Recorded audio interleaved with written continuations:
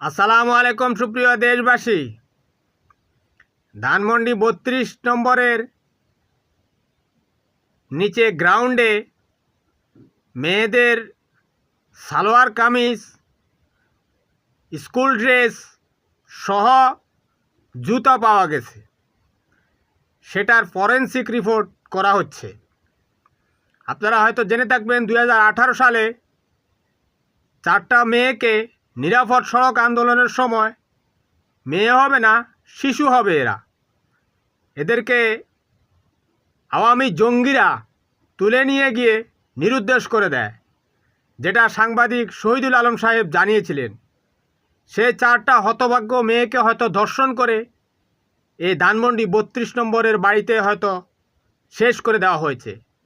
একটা বাড়ির একটা মেয়ে যখন হারিয়ে যায়, তখন সে পুরো পরিবারটি হারিয়ে যায়। তারা